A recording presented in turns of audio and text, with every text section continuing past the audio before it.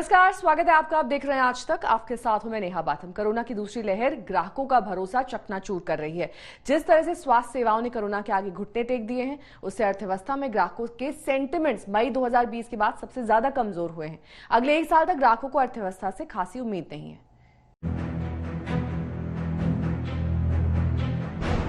Corona की दूसरी लहर ने खपत आधारित भारतीय अर्थव्यवस्था को संकट में पहुंचा दिया है। इस लहर के चलते लगी पाबंदियों और हेल्थ केयर सिस्टम के कमजोर पड़ जाने से ग्राहकों के सेंटीमेंट अप्रैल में बुरी तरह लुढ़क गए हैं। इससे लोग गैर जरूरी सामान की खरीदारी से परहेज करेंगे, जो आखिरकार इकोनॉमी को संकट में पहुंचा सकती है। CMIE की रिपोर्ट के मुताबिक अप्रैल में ग्राहकों के सेंटीमेंट्स में 3.8% की गिरावट आई है, जो मई 2020 के बाद सबसे बड़ी गिरावट है। वहीं हफ्ता दर हफ्ता देखें तो 2 मई को खत्म हफ्ते में गिरावट 5.4% रही है, जो नवंबर के बाद से सबसे बड़ी गिरावट है। इससे पहले 18 अप्रैल को कंज्यूमर सेंटीमेंट में 4.3% और 25 अप्रैल को खत्म हफ्ते में 4.5% की गिरावट आई थी। जानकारों का भी मानना है कि मार्केट के बंद रहने से बिक्री घटी है और अब ग्राहकों की कमाई घटने से हालात लगातार खराब होते जा रहे हैं। ओवरऑल अगर यहाँ पर सेंटिमेंट की बात करें तो सेंटिमेंट बहुत पुअर हैं। लोगों की जॉब बहुत ज़्यादा जा चुकी हैं और दूसरी तरफ है लोगों की इनकम ना होने से भी और बहुत सी ऐसी वस्तुएं हैं जिनको लोग अब खरीदारी करने से बच रहे हैं। मेडिकल इक्विपमेंट के खर्चे यहाँ पर लोगों के इतने ज़्यादा बढ़ गए हैं कि और वस्तुओं की भी खरीदारी यहाँ पर कम कर रहे हैं और ऐसे हालात में इकोनॉमी को काफ़ी हद तक नुकसान होता हुआ नजर आएगा। CMI की रिपोर्ट में दावा किया गया है कि जहां ग्राहकों के सेंटीमेंट में 4.5% की गिरावट आई है, वहीं वर्तमान आर्थिक गतिविधियों का इंडेक्स 2.5% लुढ़क गया है। जहां तक बात लोगों की कमाई में कमी की है, तो अप्रैल में 47% लोगों का कहना है कि एक साल पहले के मुकाबले उनकी इनकम में बड़ी गिरावट आई है। वहीं मार्च में 45% लोगों का मानना था कि उनकी आमदनी एक साल पहले के मुकाबले घट गई है। इसी तरह से पिछले साल जहां 6% लोगों ने कहा था कि उनकी आमदनी बढ़ी है, अब केवल 4% लोगों ने आमदनी में बढ़ोतरी की बात कही है। भविष्य को लेकर भी लोगों का भरोसा काफी घट गया है। CMI ने सर्वे में शामिल जिन लोगों से राय ली है, उनमें से 46% का कहना है कि अगले एक साल में उनकी आमदनी में भारी गिरावट आ सकती है, जबकि कोरोना से पहले केवल 10% को ही इनकम में कमी की आशंका थी। इसके साथ ही 45% का मानना है कि अगले एक साल में भारत में आर्थिक हालात बिगड़ सकते हैं। वहीं महज 6% का मानना है कि इनमें सुधार होगा और 49% इसमें किसी तरह के बदलाव की उम्मीद नहीं करते हैं। इस बार सेंटीमेंट घटने की बड़ी वजह हेल्थ केयर सिस्टम का फेल होना रहा है, लेकिन इस सब के बीच भी कारोबार जगत ने लोगों को राहत पहुंचाने और उनका भरोसा बनाए रखने के लिए साथ मिलकर उनको राहत पहुंचाने की कोशिश की है। कई संगठनों और RWA ने ऑक्सीजन सप्लाई से लेकर तमाम तरह की राहत लोगों तक पहुंचाकर उनका देश के सिस्टम में भरोसा बरकरार रखने में कड़ी मशक्कत की है। ऑक्सीजन सिलेंडर्स हॉस्पिटल के अंदर सप्लाई करने का मुहिम उठाया और 10 दिनों में हम लोग अभी तक 5000 से ऊपर सिलेंडर ऑक्सीजन के 15 से 20 हॉस्पिटल के अंदर सप्लाई कर चुके हैं और लगातार हम लोग इसके लिए काम कर रहे हैं। ऑक्सीजन सिलेंडर्स को बाहर से, दिल्ली के बाहर से, दिल्ली में से जहां जहां हम लोगों को ऑक्सीजन मिल रही है हम लोग भरवा के ला रहे हैं। हमने इसके लिए अपने खुद के 250 सिलेंडर्स अभी तक खरीद चुके हैं। इन सिलेंडर्स को हम हॉस्पिटल के साथ एक्सचेंज कर रहे हैं, उनके खाली सिलेंडर लेके अपने भरे हुए सिलेंडर दे रहे हैं। लेकिन कारोबार जगत भी मानता है कि अब इस संकट से बाहर निकलने का काम केवल वैक्सीन के बस की बात है। ऐसे में कारोबारी हालात को सामान्य बनाने के लिए लोगों से उद्योग जगत वैक्सीन के लिए आगे आने की अपील कर रहा है।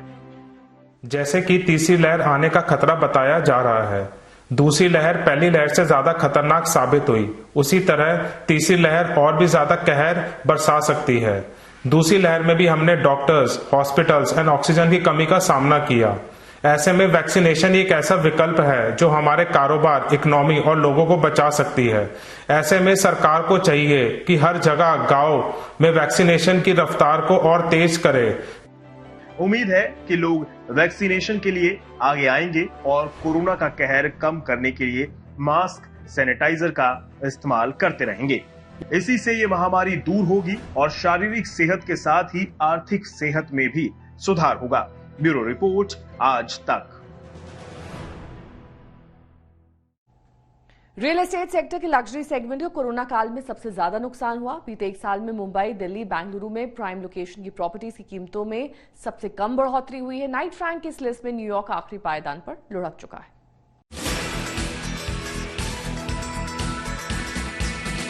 कोरोना के असर से रियल एस्टेट सेक्टर गहरे संकट में फंस गया है। नाइट फ्रैंक की रिपोर्ट के मुताबिक कोविड-19 के कहर से लग्जरी रेजिडेंशियल प्रॉपर्टी की कीमतों में भारी कमी आ गई है। नाइट फ्रैंक की prime global cities index Q1 2021 की रिपोर्ट के मुताबिक कीमतों के भाव में सालाना बढ़ोतरी के मामले में बेंगलुरु 4 पायदान नीचे खिसककर 40वें स्थान पर पहुंच गया है, जबकि दिल्ली 1 पोजीशन नीचे खिसककर 32वें स्थान पर है और वहीं मुंबई 1 पोजीशन नीचे खिसककर 36वें पायदान पर है। नाइट फ्रैंक का मानना है कि लोगों की आमदनी में गिरावट और उनका भरोसा घटने से प्राइम प्रॉपर्टीज के ग्राहक नदारद हैं और डिमांड घटने से उनकी इतनी कीमत घट गई है। ओवरऑल ग्लोबली काफी हद तक गिरावट चल रही है प्राइसेस में, और ज्यादातर अगर मैं बात करूं तो ये कोरोना काल का काफी असर दिख रहा है प्रॉपर्टी मार्केट पे। और साथ साथ अगर जो कंपीटिंग मार्केट्स हैं, जिस तरह फाइनेंशियल मार्केट्स हैं, स्पेशली इक्विटी मार्केट्स में, उनमें उछाल होने की वजह से, उनमें ज्यादा लिक्विडिटी जाने की वजह से इसमें रियल एस्टेट में कुछ हद तक मंदी है और गिरावट कंटिन्यू कर रही है।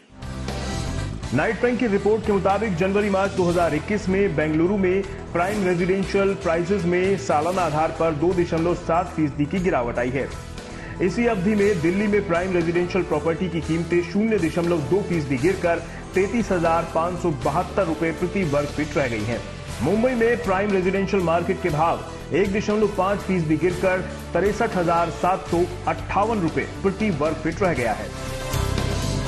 जानकारों का मानना है कि भारत में प्राइम रेजिडेंशियल प्रॉपर्टीज की कीमतों में गिरावट की मुख्य वजह कोरोना महामारी की दूसरी लहर की आशंका के साथ ही कैपिटल मार्केट्स में हाई लिक्विडिटी और सप्लाई का बैकलॉग है। हालांकि वो ये भी मानते हैं कि ये गिरावट कुछ समय की बात है और इनमें फिर से तेजी आएगी। ये सिर्फ लग्जरी पे इफेक्ट पड़ा है, ये ओवरऑल रियल एस्टेट मार्केट में इस टाइम ट्रांजैक्शंस में काफी ज्यादा रुकावट है। क्योंकि ऑनलाइन लोग देख तो रहे हैं, समझ तो रहे हैं, क्वेरीज हैं इस टाइम पर, बहुत अच्छी खासी क्वेरीज हैं, लेकिन प्रॉपर्टी ऐसी चीज है जो जब तक लोग देख नहीं लेते तब तक वो खरीदते नहीं है।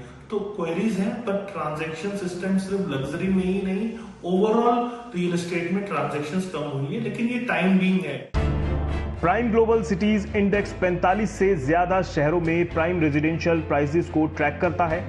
इस इंडेक्स के मुताबिक इस साल की पहली तिमाही में प्राइम रेजिडेंशियल प्रॉपर्टी की कीमत सबसे ज्यादा 18.9% चीन के शेंझेन में बढ़ी है। न्यूयॉर्क लिस्ट में सबसे नीचे 46वें स्थान पर है, जहां पर जनवरी-मार्च में प्राइम रेजिडेंशियल प्रॉपर्टी की कीमत 5.8% कम हो गई है। बिजनेस आज तक में मेरे साथ अभी के लिए बस इतना ही। देश दुनिया की तमाम खबरों के लिए आप देखते रहिए आज तक।